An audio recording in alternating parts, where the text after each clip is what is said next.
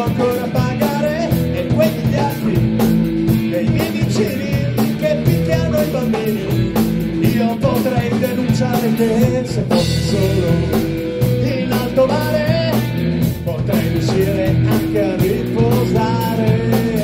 Il buio letto è una bottiglia, 3 membri della mia famiglia.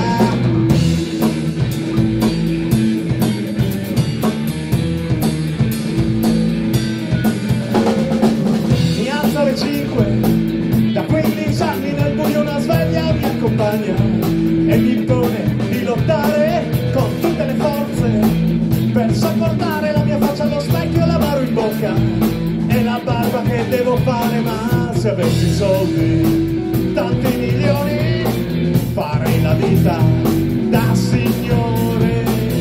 Macchine turbo, quelle migliori, telefonino e gran troioni. Per un solo momento io sono la realtà e tutto quello che esiste, esiste per me.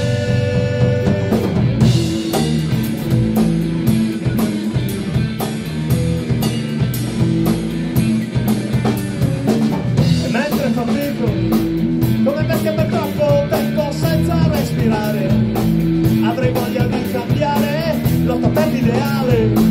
Le nobili parole di mio nonno suonano sensate, perché lui diceva anche che se fossi nato a Capodanno sarebbe stata festa tutto l'anno.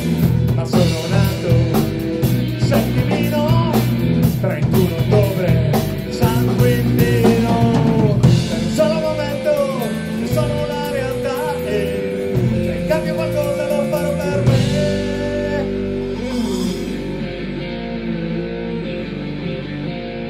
Per me, per me.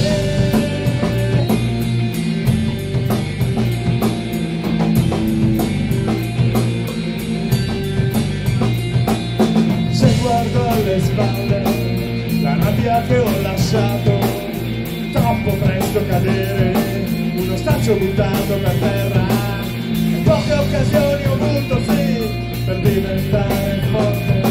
Quanto può far male tutto il tempo che passa.